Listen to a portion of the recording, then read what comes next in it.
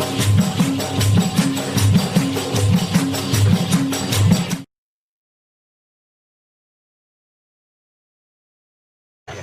kalau kita buat gini memanglah sebab kita anak beranak kita dia sama buat. Ada campur juga. Bagi penggemar minuman, produk serbuk kopi menjadi kegemaran ramai. Ada sesetengah penggemarnya yang menyatakan tidak sah meminum air jika tidak dibancuh dengan kopi. Malah ada juga yang menyatakan secara nakal, rokok dan kopi adalah rakan dan sahabat yang tidak dapat dipisahkan. Membicarakan tentang produk serbuk kopi, di negara kita memang terkenal dengan produk sedemikian, iaitu seiring dengan penggemarnya. Ada serbuk kopi diproses secara moden kerana dianggap cepat, hasil yang minimum dan menjimatkan masa. Namun tidak kurang juga serbuk kopi dihasilkan secara tradisional. Paling menarik pula, perusahaan dan pengeluaran serbuk kopi itu dilakukan secara warisan. Keluarga dan pekerja-pekerjanya pula terdiri daripada ahli-ahli keluarga dan anak-anaknya pun sahaja.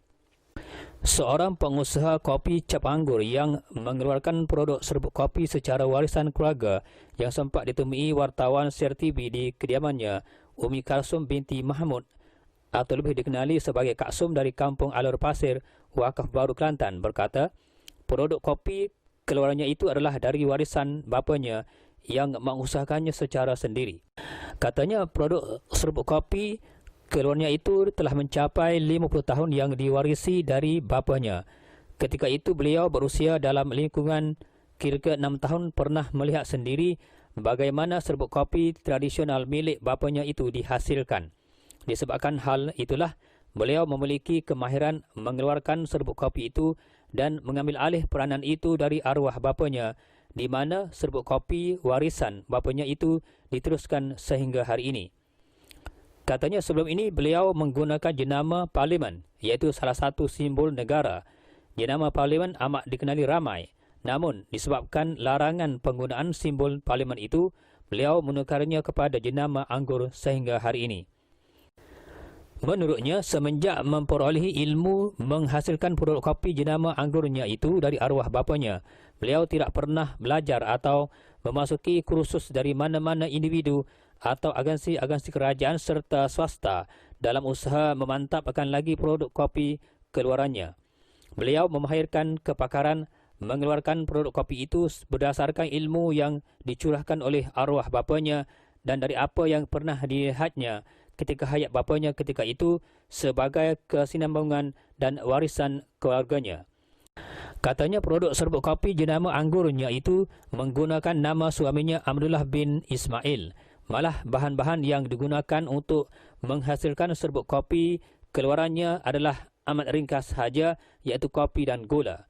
Tidak sebagaimana pengeluar-pengeluar kopi lain yang turut menggunakan beras menggantikan kopi sebagai bahan dan resipi pembuatan kopi tersebut agar kelihatan pekat dan rasanya lebih lazat.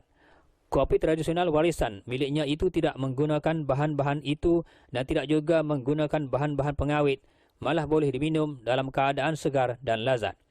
Apabila ditanya tentang cara membuat kopi warisan tradisional miliknya, beliau berkata, kopi perlu dimasak dengan cara menggorengnya di dalam kuali yang agak besar, dikenali kawah, menggunakan kayu sebagai bahan bakarnya. Penggunaan bahan bakar seumpama ini tentunya menjadikan pekerja-pekerjanya agak kepanasan kerana dibuat secara tradisional. Kira-kira dalam tempoh selama 4 jam masa yang digunakan supaya kopi-kopi itu masak dengan sempurna. Malah katanya, sekurang-kurangnya 20 kg kopi perlu dimasak dalam tempoh selama 4 jam itu dan pekerja-pekerjanya seramai 4 orang perlu melakukannya secara giliran untuk memastikan kopi-kopi itu masak sepenuhnya. Tambah Kak Sum lagi, tenaga kerja yang dimaksudkan itu adalah terdiri dari anak-anaknya yang sentiasa diperlukan untuk memasak kopi-kopi itu. Penggunaan kawah ini kuali besar dan tenaga kerja seramai 4 orang itu bukan berperanan untuk memasak kopi-kopi itu dan bahan-bahan lainnya.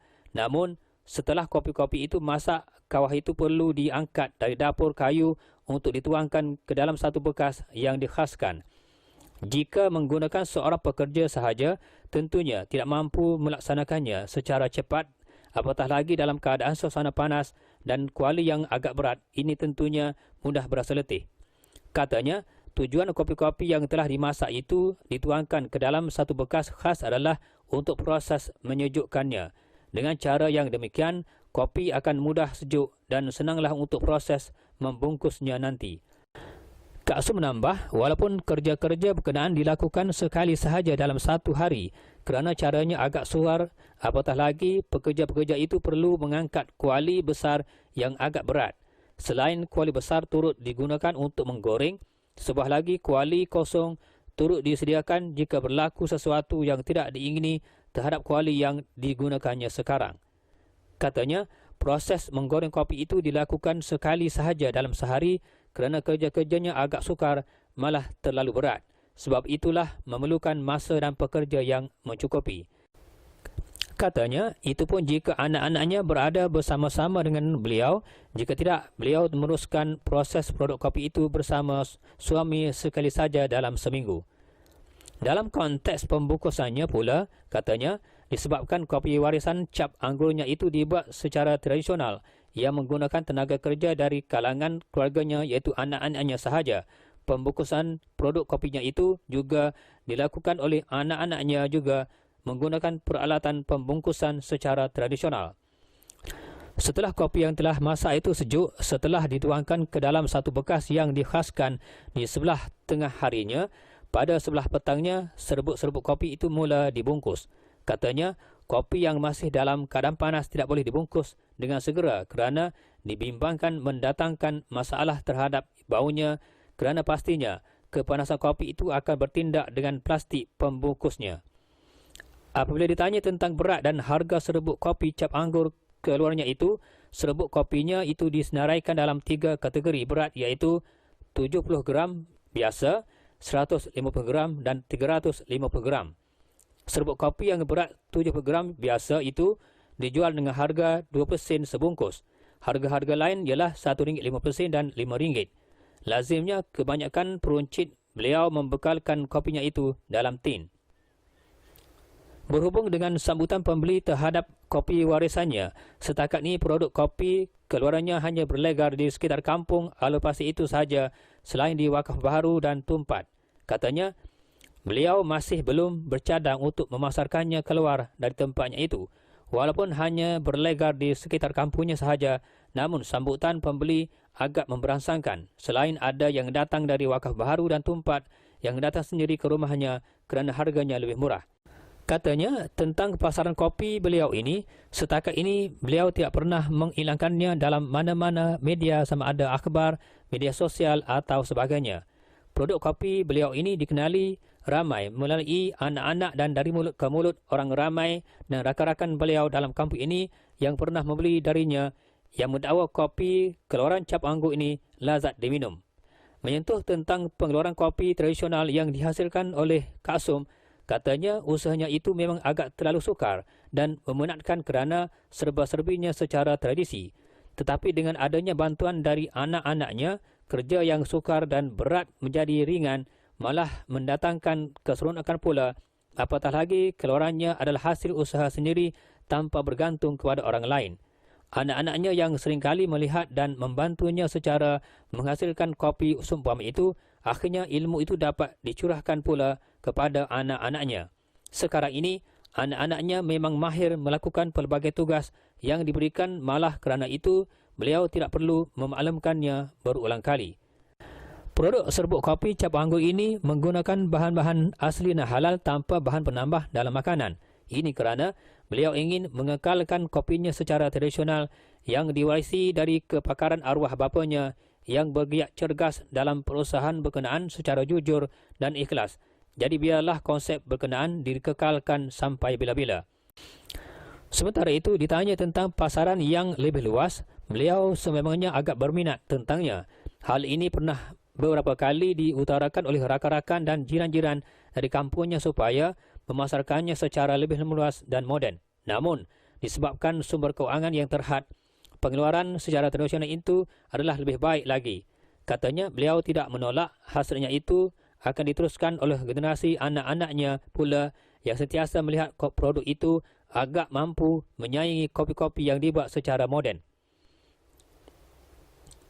Kak Som boleh bernafas agak lega kerana ramai pelanggan yang menggemari kopi keluarannya. Tidak sia-sialah dengan pengorbanan arwah bapanya dicurahkan ilmu kepadanya untuk diteruskan warisan produk serbuk kopi berkenaan. Beliau akan meneruskan kesinambungan dan warisan itu dari generasinya kepada anak-anaknya pula. Justru walaupun pasarannya agak terhad, namun atas sokongan rakan-rakan, jiran-jiran sekampung dan penggemar-penggemar yang pernah merasai sendiri kopi warisan keluarannya, keenakan kopi warisan keluarnya itu dianggap tiada tandingannya, apatah lagi dibuat dalam kaedah dan resipi serta adunan bahan-bahan yang asli, menjadikan kopi cap anggur sentiasa dalam perhatian pelanggan dan penggemar-penggemarnya. Apatah lagi dengan adanya tolak ansur, sikap dan sifat jujur yang diwarisi juga dari keluarganya sebagai jalan terbaik perusahaan kopi jenama anggurnya mendapat keberkatannya.